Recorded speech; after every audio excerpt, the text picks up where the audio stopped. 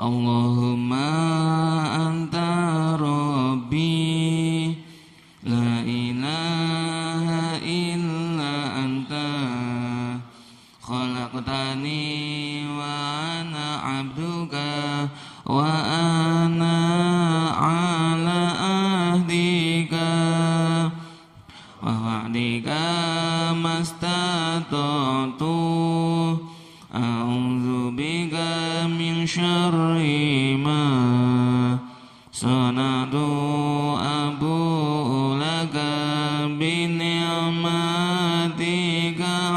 alayya wa abu bi dzambi faghfirli fa innahu la yaghfiru dzunuba illa anta ya Allah. Bismillahirrahmanirrahim. Bismillahi badana walhamduli rabbina wassalatu wassalam linnabi habibina ya Allah ya Rabbana anta maqsuduna ridhaka madlubuna dunyana wa ukhrana ya Rahmanu ya Rahim ya Maliku ya Qudus ya Salamu ya Mu'min ya Muhaiminu ya Aziz ya Jabbar Mutakabbir ya Khaliqu ya Bari ya Musawwiru ya Ghaffar ya Qaharu ya Wahhab ya Razzaqu ya Fatah ya Alimu ya Qabid ya Basitu ya Khafid ya Rafi'u ya Mu'iz ya Mudhillu ya Sami' ya Basiru ya Hakam ya Adlu ya Latifu ya Khabiru ya Halimu ya Azimu ya Ghafur ya Syakuru ya Ali ya Kabiru ya Hafid ya Muqitu ya Hasib ya Jalilu ya Karim ya Raqibu ya Mujib ya Wasi'u ya Hakim ya Wadudu ya Majid ya Ba'isu ya Syahid ya Haqqu ya Wakilu ya Qawiyu ya Matin ya Waliyu ya Hamid ya Musi ya Mubdi'u ya Mu'idu ya Muhi ya Mumitu ya Hayyu ya Qayyumu ya Wajid Jidu ya Wahid ya Ahadu ya Somad ya Qadir ya Muqtadir ya Muqaddim ya Muakhir ya Awalu ya Akhir ya Zahiru ya Batin ya Wali Muta'ali ya Barru ya Tawwabu ya Muntaqimu ya Afu ya Raufu ya Malik Malikal Mulki Dzal Jalali wal Ikram ya Muqsitu ya Jami' ya Ghaniyu ya Mughni ya Mani'u ya Dar ya Nafi'u ya Nur ya Hadi ya بديع يا باقي يا وارث يا رشيد يا صبور عز جل ذكره بأسمائك الحسنى اغفر لنا ذنوبنا ولوالدينا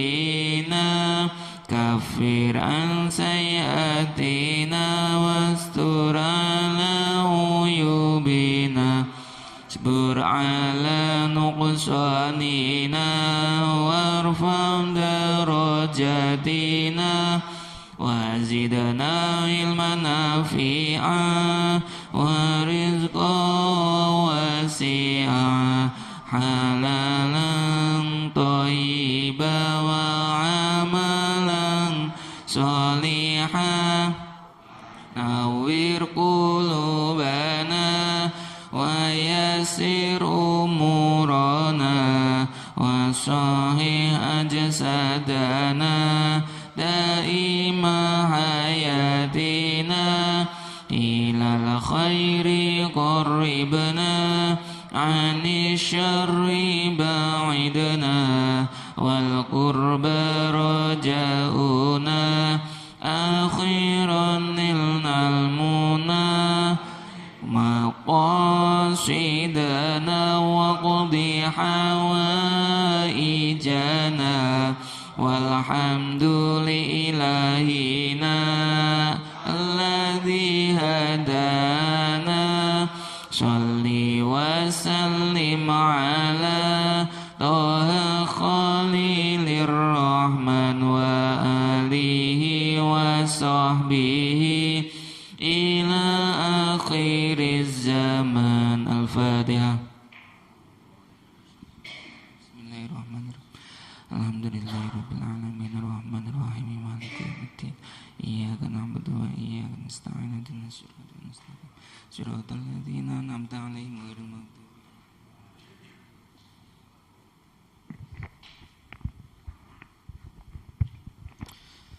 Assalamualaikum warahmatullahi wabarakatuh. Bismillahirrahmanirrahim. Alhamdulillahirabbil alamin. Bapak Ibu jamaah salat subuh Masjid Al-Hikmah Arya Mukti Pedurungan Kota Semarang yang dimuliakan oleh Allah Subhanahu wa taala. Alhamdulillahirabbil alamin, pada pagi hari ini kita tetap istiqomah mengkaji kitab karya Hujjatul Islam Imam Al-Ghazali tentang Asmaul Husna. Semoga bermanfaat fid dini wad dunya hatta ilal akhirah. Amin amin Allahumma amin. Bapak Ibu yang saya hormati, sebelum kita mulai mengkaji Asmaul Husna, ini jamaah kita yang menunaikan ibadah haji, yaitu Pak Yahya bersama istri, Pak Wid bersama istri, lalu istri saya dan anak saya, lalu Bu Endang. Ini persiapan puncak ibadah haji, yaitu Arafah, Musdalifah, Mina. Di Arafah wukuf, di Musdalifah mabit, mengambil kerikil, lalu di Mina untuk lempar jumroh, ula jumrah akobah, ula wusto. Ini merupakan puncak ibadah haji, di mana tidak ada ibadah lain selain haji itu. Karena kalau umroh bisa dilakukan hampir setiap saat, tapi khusus haji ini ada merupakan perbedaan antara umroh dan haji. Kalau umroh tawaf, sa'i, tahallul cukup. Tapi kalau haji tidak cukup, harus ada tawaf, ada sa'i, tahallul, lalu dilanjutkan dengan di Arafah. Arafah, Musdalifah, Mina. Jadi ada perbedaan antara umroh dan haji.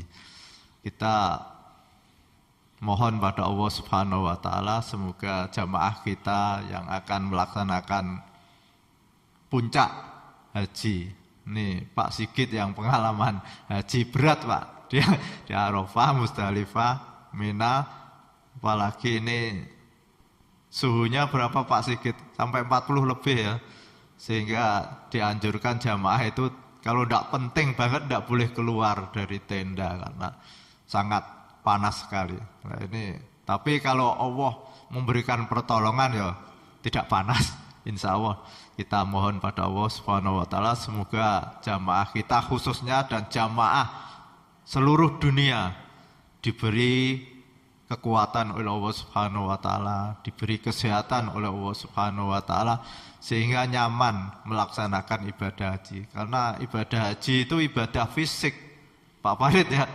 Nah, ibadah jalan-jalan, lempar jumroh kan ibadah fisik.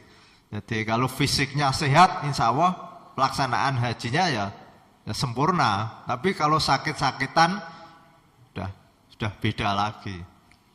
Ila hati habibina wa safina wa maulana Muhammadin sallallahu alaihi wasallam wa ala alihi wa azwajihi wa dzurriyyatihi wa ahli baitihi summa ikhwanihi minal anbiya wal mursalin wal auliya'i wa syuhada'i was shalihin wa sahabati wa tabi'in wal ulama'il amilin wal musannifina mukhlisin wal mujahidina fi sabilillahi rabbil alamin wal malaikatil muqarrabin wal malaikati asma'in summa khususan lahrutil sultanil auliya sayyidina Abdul Qadir al-Jailani radhiyallahu an wa khususan lahruhi Syekh Muhammad Batin Sabandi wa khususan lahruhi Imam Abu Hasan al-Sari wa Imam Abdul Mansur al-Maturidi wa jami'ut takalimin summa khususan lahruhi Ibnu Abbas wa Ibnu Katsir wa Imam Al-Qutubi wa jami'i mufassirin Ma'asusan lahruhi Imam Bukhari wa Imam Muslim wa Imam Nasa'i wa Imam Tirmidzi wa Imam Abu Dawud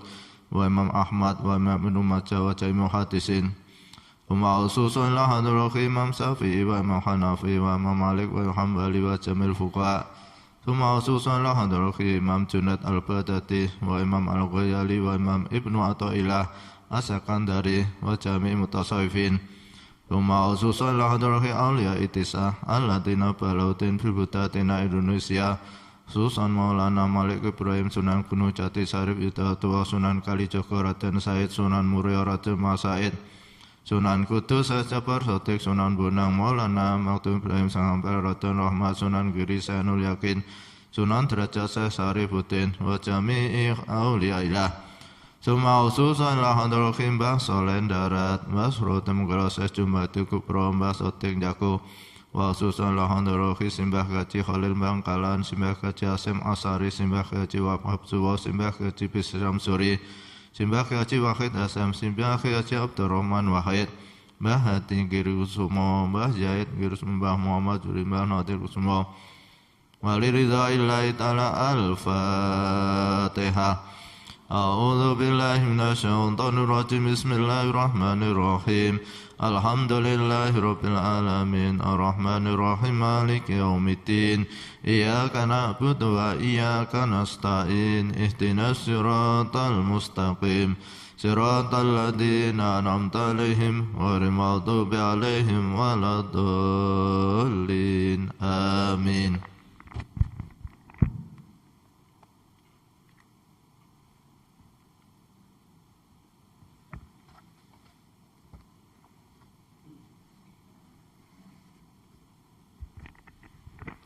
Bismillahirrahmanirrahim. Bapak Ibu yang saya hormati, pada pagi hari ini kita akan mengkaji Asmaul Husna yang ke-50. As-Syahid yang maha menyaksikan. Mana As-Syahid menunjukkan pengetahuan dengan tambahan yang bersifat khusus. Karena sesungguhnya Allah Subhanahu wa Ta'ala adalah yang maha mengetahui yang gaib dan yang nyata. Sebagaimana firman-Nya, A'udzu billahi minasyaitonir rajim. Bismillahirrahmanirrahim. Alimil ghaibi wasyahadah. Yang artinya Allah yang Maha mengetahui yang gaib dan yang nyata. Al-Qur'an surat At-Taubah ayat 94. A'udzu billahi minasyaitonir rajim. Bismillahirrahmanirrahim. Wa ashhadahum ala anfusihim alastu birabbikum qalu bala sahidna. Yang artinya Allah Subhanahu wa taala mengambil kesaksian terhadap jiwa mereka, bukankah aku ini Tuhanmu? Betul engkau Tuhan kami. Kami menjadi saksi. Bapak Ibu yang saya hormati, pagi hari ini kita dituntun oleh Imam Al-Ghazali untuk memahami tentang Tuhan kita. Jadi Allah Subhanahu wa taala itu mengetahui, menyaksikan apa-apa yang ada dalam diri kita, yang nyata, yang dapat kita lihat dengan mata kita, dan yang gaib, yang tidak bisa kita lihat dengan mata kita. Apa itu yang gaib? Yaitu gerak-gerik hati kita. Itu Allah mengetahui. Jadi kalau kita dalam hati kita ada rasa niat ingin berbuat baik, Allah Maha mengetahui. Kalau dalam hati kita ada rasa ingin berbuat keburukan, Allah mengetahui. Jadi apapun yang ada dalam hati kita, Allah mengetahui. Dan apapun yang kita lakukan dimanapun, di satu ruang tertutup, ruang yang sempit, lampunya mati, gelap gulita, kita melakukan sesuatu, Allah mengetahui. Tidak ada yang tertutup bagi Allah. Nah, hikmah apa yang kita peroleh kalau kita sudah paham dan yakin bahwa Allah itu mengetahui yang gaib dan yang nyata? Tentu kita akan berusaha untuk selalu melakukan kebaikan-kebaikan. Karena kita akan malu pada Allah Subhanahu wa taala. Ketika ibu-ibu kadang marah-marah sama suaminya, itu kalau yakin, oh Allah mengetahui, itu cepat-cepat berhenti, malu sama Allah loh. Saya kok marah-marah sama suami saya. Atau mungkin ibu-ibu mengumpat, ngerasani tetangganya. Itu pun kalau ibu-ibu yakin bahwa Allah mengetahui, malu sama Allah, maka akan segera berhenti untuk tidak berlanjut melakukan itu. Sehingga dengan keyakinan kita bahwa Allah mengetahui apa yang ada dalam hati kita dan apa yang kita lakukan dimanapun kita melakukan, Allah itu mengetahui, maka kita akan selalu berhati-hati untuk melakukan perbuatan dosa dan maksiat.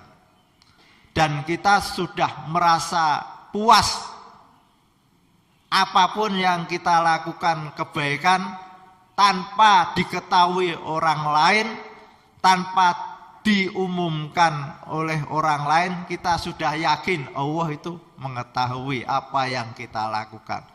Orang lain tidak tahu, tidak menceritakan, tidak pusing. Pak Santo ya, kita melakukan kebaikan-kebaikan, mau dipuji, mau tidak, Allah, cukup Allah yang mengetahui apa yang kita lakukan. Bapak Ibu yang saya hormati, lalu ayat berikutnya bahwa wa ashadahum ala anfusihim alastu birabbikum qalu bala sahidna. Ayat ini saya membaca di tafsir Ibnu Katsir. Ini jadi ketika roh diciptakan oleh Allah Subhanahu wa taala. Roh-roh kita, roh-roh Bani Adam diciptakan oleh Allah Subhanahu wa taala itu dikumpulkan dalam satu tempat dari Nabi Adam sampai nanti manusia yang terakhir ketika kiamat itu seluruh rohnya itu sudah ada semua. Sudah ada. Jadi manusia yang nanti tahun berapa akan lahir, rohnya sudah ada. Nah, ini dikumpulkan oleh Allah Subhanahu wa taala di satu tempat, lalu Allah berfirman, "Alastu birabbikum?" Apakah kamu menyaksikan, meyakini, mengakui saya ini Tuhan kamu? Qalu bala. Nggih, bahasa Jawa. Nggih, Pak Giarto nggih. Nggih. Kula yakin panjenengan niku pangeran kula. Ya, engkau adalah Tuhan saya. Sahidna, saya bersaksi bahwa engkau adalah Tuhan saya. Jadi roh-roh manusia itu semuanya adalah mengimani pada Allah Subhanahu wa taala. Sehingga ketika roh itu lahir ke dunia bersama jasmaninya, lalu belum dewasa, masih kecil kok meninggal, dia akan masuk surga karena dia sudah punya bekal iman waktu dijanji oleh Allah Subhanahu wa taala. Walaupun anaknya orang kafir, tapi sebelum dia dewasa, akil balik, meninggal, dia tetap masuk surga. Enak nanti Pak Giarto, enak mati di anak-anak ya, orang sholat tapi masuk surga. Jadi kalau kita misalkan punya anak sebelum dewasa meninggal, itu sudah tabungan kita. Tabungan dalam arti nanti akan bisa membantu ayahnya, ibunya untuk bisa masuk surga. Tapi ya tidak langsung dibantu. Yang namanya membantu itu ya kalau pakaian itu sobek sedikit lah itu ditempel. Nah, pakaiannya tidak ada ya tidak bisa dibantu. Katakanlah misalkan bapak ibunya orang kafir, anaknya di surga, walaupun toh berusaha semaksimal mungkin tidak akan bisa. Tapi bagi kita orang beriman, ketika punya anak dan anak belum dewasa lalu dipanggil oleh Allah Subhanahu wa taala, kita tidak perlu sedih berlama-lama. Karena apa? Karena anak itu nanti sudah dijamin oleh Allah Subhanahu wa taala masuk surga. Dan kita belum tentu kalau anak itu masih hidup sampai dewasa, sampai tua, belum tentu dia bisa masuk surga. Karena bergantung pada bagaimana kita itu mengarahkan anak-anak kita untuk membawa surga. Jadi itu ada hadis kullu mauludin yuladu alal fitrah fa abawahu yuhawidanihi au yunassiranihi au yumajjisani. Jadi setiap bayi yang lahir itu fitrah, beriman pada Allah Subhanahu wa taala. Nah, bergantung kedua orang tuanya inilah yang akan membawa imannya itu untuk taat pada Allah Subhanahu wa taala pada waktu dia dewasa. Nah, kalau bapak ibunya orang kafir, kemungkinan besar anak ini akan menjadi orang kafir. Kenapa? Karena fa'abawahu yuhawidanihi au yunassironi au yumbatisan. Jadi kita sebagai orang tua itu punya peran penting, punya tanggung jawab besar terhadap anak-anak kita. Maka kita harus selalu berusaha dan mohon pada Allah Subhanahu wa taala agar anak-anak kita itu menjadi anak-anak yang soleh. Tidak cukup berdoa, tapi ketika ada usaha nyata, paling tidak waktu masih kecil kita sudah ajarkan anak-anak kita untuk ke TPG. Kita tempatkan di tempat-tempat pendidikan yang aman. Jangan sampai kita cari pendidikan yang favorit tapi di situ lingkungannya beda dengan kita. Nanti menjadi persoalan tersendiri bagi kita. Karena di situ diajarkan agama lain misalkan, lah kita nanti bingung, anak itu menjadi bingung. Loh, kok kata guru saya begini? Lah kok bapak begini? Nah, itu menjadi beban. Maka selama masih ada tempat pendidikan yang agamanya sama dengan kita, itu lebih aman. Kecuali nak sudah dewasa, dia sudah bisa membedakan antara yang baik dan yang buruk, bisa-bisa saja di kuliah di tempat milik agama lain tidak masalah. Tapi kalau masih anak-anak, masih TK, masih SD, itu akalnya belum sempurna sehingga dia akan berpengaruh terhadap apa-apa yang disampaikan gurunya itu, sehingga anak itu menjadi bingung. Loh, bapak saya begini, guru saya kok begini. Bapak Ibu yang saya hormati, lalu ketika roh kita itu lahir ke dunia bersama jasmani kita, maka roh kita ini selalu berperang, perang melawan hawa nafsu yang ada di jasmani kita. Kita harus berusaha untuk bisa menundukkan hawa nafsu kita. Kenapa? Karena hawa nafsu itu tidak pernah bersahabat dengan akal kita. Satu contoh, jam 4 pagi ini, hawa nafsu itu inginnya tidur, ya Bu ya, inginnya tidur apalagi hujan.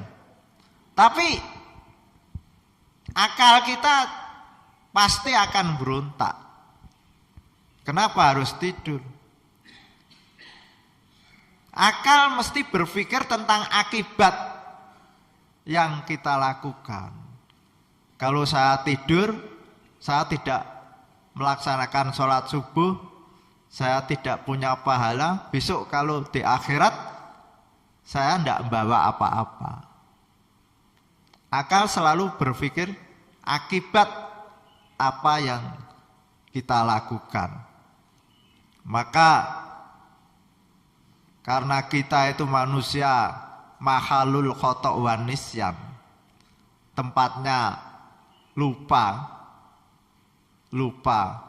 dan apa itu khotok wan nisyan, luput kesalahan, melakukan kesalahan. Maka oleh Allah Subhanahu wa taala selalu ada manusia yang menjadi panutan, uswatun hasanah. Bagi kita, uswatun hasanah kita adalah Rasulullah SAW. Ini kemurahan Allah Subhanahu wa taala terhadap kita, karena kita manusia itu suka melakukan kesalahan dan lupa, maka diberi Rasulullah SAW untuk dijadikan uswatun hasanah. Di samping itu kita diberi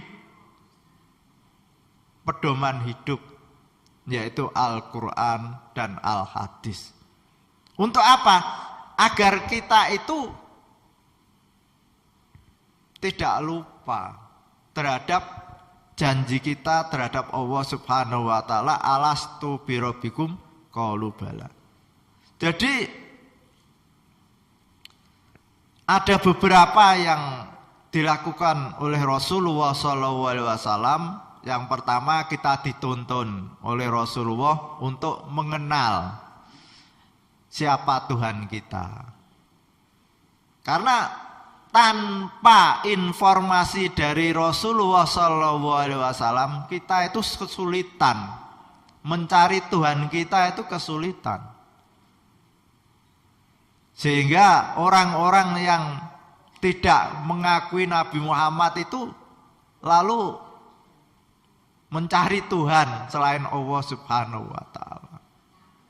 Nah, kita alhamdulillah dituntun oleh Rasulullah bahwa Tuhan kita adalah Allah Subhanahu wa taala. Siapa Allah Subhanahu wa taala itu? Pencipta alam semesta ini. Jadi tidak ada Tuhan selain Allah yang bisa menciptakan bumi dan langit ini. Maka kalau orang mencari Tuhanmu siapa? Si A. Loh, si A itu apa? Menciptakan bumi dan langit. Wong padahal yang menciptakan bumi dan langit adalah Allah Subhanahu wa taala. Lalu yang kedua yaitu membimbing kita tata cara menyembah Allah Subhanahu wa taala. Lalu kita tidak tahu bagaimana cara menyembah Allah itu bagaimana, maka dituntun oleh Rasulullah SAW, diperintahkannya kita untuk sholat. Sholat inilah yang diajarkan oleh Rasulullah SAW sebagai bentuk penyembahan kita pada Tuhan kita. Dan sholat inilah yang membedakan agama kita dengan agama lain. Tidak ada agama selain Islam yang mengajarkan tata cara sholat. Sebelumnya harus berwudu. Berwudu itu pun harus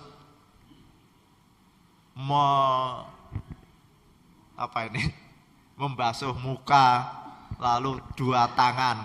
Diatur sebenarnya. Setelah itu kita harus takbir, harus rukuk. Nah ini kalau kita tidak diajari oleh Rasulullah SAW, kita tidak tahu bagaimana kita cara menyembah Allah Subhanahu wa taala dan bagaimana kita berinteraksi dengan sesama manusia, dengan tetangga. Semua diatur oleh Allah Subhanahu wa taala dengan contoh uswatun hasanah dari Rasulullah sallallahu alaihi wasallam. Al-Fatihah. A'udzu billahi minasyaitonir rajim. Bismillahirrahmanirrahim. Alhamdulillahirabbil alamin arrahmanir rahim maliki yaumiddin. Iyyaka na'budu wa iyyaka nasta'in. Ihdinas siratal mustaqim.